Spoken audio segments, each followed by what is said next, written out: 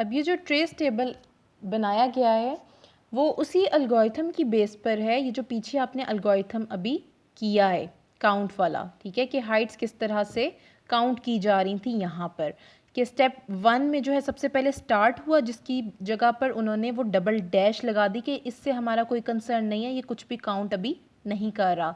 फिर स्टेप 2 में क्या हो रहा था, set count to zero, count को ज़ीरो वैल्यू असाइन कर दी, तो हमने फिर काउंट की जो काउंट का कॉलम बनाया उसके नीचे हमने स्टेप 2 में ज़ीरो वैल्यू दे दी। इस तरह से स्टेप 1 में स्टार्ट था इसलिए ब्लैंक 2 दफ़ा आ गई कि इससे आपका कोई कंसर्न नहीं है, कुछ भी वैल्यू नहीं ले रहा। फिर स्टेप 2 में ज़ीरो वैल्यू असाइन कर रहा था ना वो एल्गोरिथम, तो स्टेप 2 में ज़ीरो वैल्यू काउंट के कॉलम के नीचे हमने दे दी, ठीक है। और यहाँ पर ऑल हाइट्स और हाइट जो है इसमें डबल ब्लैंक इसलिए है क्योंकि इनको अभी वैल्यूज़ कोई असाइन नहीं की है। अब नेक्स्ट स्टेप 3 में क्या हो रहा है कि उसने ऑल हाइट्स का जो कॉलम बनाया है उसको क्या वैल्यूज़ दे दी, ये सारी, ठीक है, ये 8 वैल्यूज़ जो हैं ये सब की सब वैल्यूज़ उसने स्टेप 3 में ऑल हाइट्स वाले कॉलम को असाइन कर दी। ये आप देख सकते हैं स्टेप नंबर 3 जो है उसी एल्गोरिथम को ये चला रहा है ट्रेस टेबल। स्टेप 3 में क्या हुआ, ऑल हाइट्स वाले कॉलम के नीचे आपने ये 8 वैल्यूज़ वही वाली दे दी, ठीक है। और ये काउंट वाला हमने ब्लॉक इसलिए खाली छोड़ा क्योंकि अभी ज़ीरो कोई लेकर चल रहा है, ये वैल्यू अनचेंज्ड है, तो बार बार ज़ीरो नहीं लिखा जाएगा, ये ज़ीरो कोई लेकर चल रहा है अभी। और ये हाइट जो है अभी आपने काउंट करनी स्टार्ट नहीं की है, इसलिए आप इधर भी अभी कोई वैल्यू नहीं देंगे। अब स्टेप 4 में क्या हो रहा था एल्गोरिथम में, अब स्टेप नंबर 4 क्या था, for each height in the list all Heights, कि ऑल हाइट्स में आपने अब ऑल हाइट्स के कॉलम में ये सब जो वैल्यूज़ दी थी अब उनको बारी बारी ईच हाइट वाले कॉलम के अंदर लिखना शुरू कर दें एक एक करके, यानी एक स्टेप में अभी एक ही वैल्यू असाइन की जाएगी 154। यानी अब स्टेप नंबर 4 में क्या होगा कि हाइट वाले कॉलम के नीचे पहली वैल्यू आ जाएगी 154। और फिर स्टेप 5 क्या होगा कि वो फिर कंडीशन चेक करेगा ये वाली और फिर उसमें 1 प्लस कर देगा स्टेप 5 के अंदर ही रहते हुए, ठीक है। अगर तो ये कंडीशन को सेटिस्फाई कर देगा तो फिर उसमें काउंट में, यानी जो काउंट की पिछली वैल्यू थी ज़ीरो जो भी चल रही थी काउंट के अंदर, उसी में एक वैल्यू जो है वो 1 प्लस कर दो, ठीक है। तो फिर ज़ीरो में 1 प्लस करके अगर तो ट्रू हो जाएगा 154 वाला। इस तरह से स्टेप 4 में जैसे आपने उन्होंने कहा था कि हाइट जो है 154, यानी ईच हाइट को, ऑल हाइट्स में से ईच हाइट को अब लेना शुरू कर दें, ठीक है। तो एक एक करके अब वैल्यू लेनी है, सबसे पहली वैल्यू 154 लिखी जाएगी हाइट वाले कॉलम के नीचे स्टेप 4 में। और स्टेप 5 में उसने क्या बोला था कि अगर तो ये ट्रू हो जाती है कंडीशन के मुताबिक, कंडीशन क्या थी कि जो वैल्यू होगी आपके पास 144 से 164 के दरमियान में, अगर तो ये ट्रू हो जाता है 144 से 164 के दरमियान में वैल्यू है, ये ट्रू हो गई है, तो इस अब स्टेप 5 में क्या कर दो, ज़ीरो में 1 प्लस कर दो, पिछली जो काउंट की वैल्यू ज़ीरो उसमें 1 प्लस करके इसको 1 कर दो, ठीक है। और अब क्या हो रहा है आप देख सकते हैं कि अब ये काउंट करता जाएगा सब वैल्यूज़ को, जब तक सब वैल्यूज़ काउंट नहीं हो जाएंगी हाइट के कॉलम के अंदर तब तक स्टेप 4 और 5 रिपीट होता जा रहा है, ठीक है। 4 5 4 5 स्टेप 4 5 और फिर स्टेप 4 5, ये तब तक चलता रहेगा जब तक सब वैल्यूज़ ऑल हाइट्स वाले जो ये सारी वैल्यूज़ हैं ये सब हाइट वाले कॉलम के अंदर नहीं आ जाती, ठीक है। और इनको काउंट जब तक नहीं कर लिया जाता सब वैल्यूज़ को बारी बारी।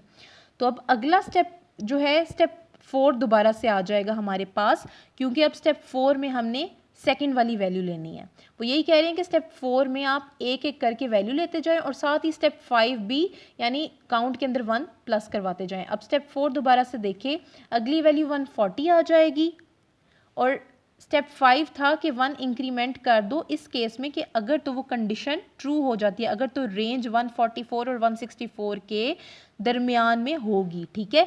लेकिन ये वाली कंडीशन जो है ये फॉल्स हो चुकी है क्योंकि ये 144 और 164 के दरमियान नहीं है, ये 144 से छोटी वैल्यू आ गई है 140। तो इसलिए हम जो हमारे पास काउंट की वैल्यू थी पुरानी 1, उसमें मज़ीद कुछ भी प्लस नहीं करेंगे, ये कंडीशन फॉल्स हो गई, इस वजह से ये वैसे ही लिख दिया जाएगा स्टेप 5 में।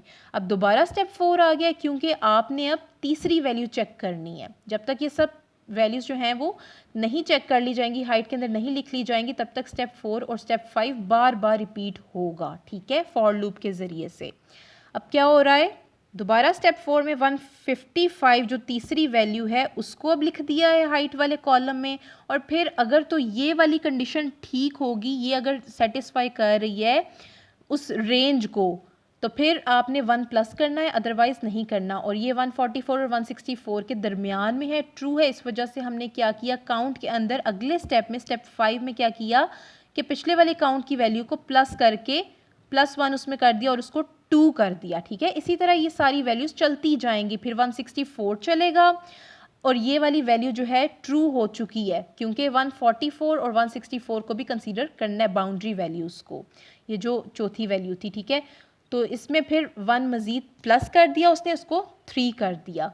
फिर नेक्स्ट वैल्यू आ जाएगी 144 स्टेप 4 में दोबारा से, और ये वाली कंडीशन जो है, अब ये 144 जो है उस कंडीशन को सेटिस्फाई नहीं कर रहा, क्योंकि हम उस एल्गोरिथम को देखते हुए ट्रेस टेबल बना रहे हैं, और उस एल्गोरिथम में क्या था स्टेप 5 में कि 144 जो है उससे बड़ी वैल्यू यानी कि 145 से शुरू होनी चाहिए, 144 उसमें कंसीडर नहीं किया जाएगा। इस वजह से अगले स्टेप में अब क्या होगा कि इसमें कुछ भी 1 प्लस नहीं होगा, क्योंकि ये कंडीशन फॉल्स हो गई है, यानी काउंट की वैल्यू 3 ही रहेगी, ठीक है।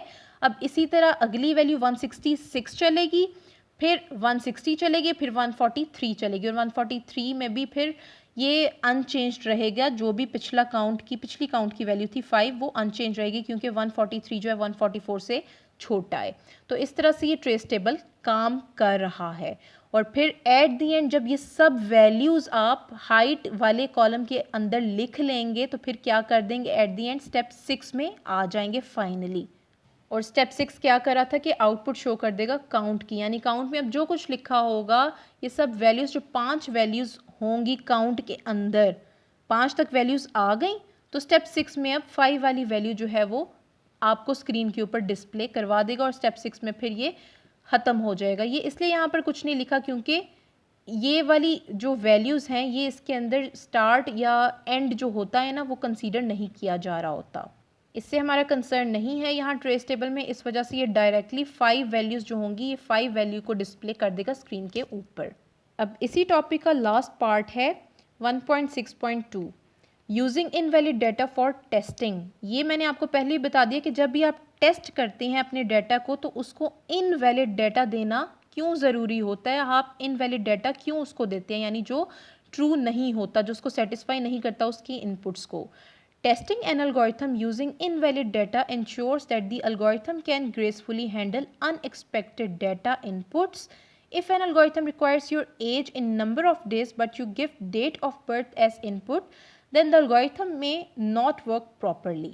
The purpose of testing using invalid test data is to detect such situations. In this case, error messages are shown as output. Moreover, this kind of testing helps you to improve the quality of solution. अब क्या होता है कि इस तरह आप जब invalid data देते हैं तो अगर आपने कोई अनएक्सपेक्टेड डाटा दे दिया इनपुट के तौर पर, ठीक है, जो इनवैलिड होगा, जो उसके लिए सेटिस्फाई उसको नहीं करा होगा, जैसे मैंने आपको पिछली एग्जांपल दी 0 से 100 की रेंज में आपने इनपुट देने थे लेकिन आप 105 उसको इनपुट दे देंगे तो ये इनवैलिड डाटा कंसीडर किया जाएगा। और कंप्यूटर को पता होना चाहिए कि ऐसे सिचुएशन में ऐसे मतलब एल्गोरिथम को पता होना चाहिए कि किस तरह से मैंने रिस्पॉन्स देना है।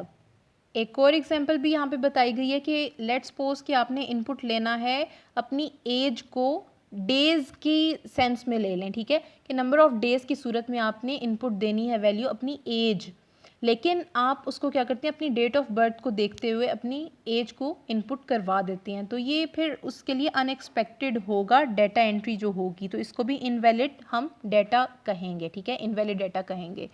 तो इस तरह से क्या करेगा एल्गोरिथम कि आपको एक मैसेज शो कर देगा कि आपका जो डाटा है वो इनवैलिड है, आपको एरर मैसेज शो कर देगा, और इस तरह से आप क्या कर सकते हैं इनवैलिड डाटा देते हुए आप अपने सिस्टम की क्वालिटी को इम्प्रूव कर सकते हैं।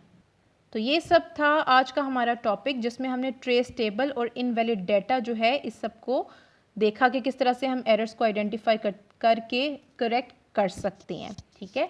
तो आज हमारा चैप्टर नंबर 1 कंप्लीट हो चुका है। अब अगले लेक्चर में हम अगले वीक में इसकी एक्सरसाइज कंप्लीट करेंगे। So that's all for today. Thank you, students.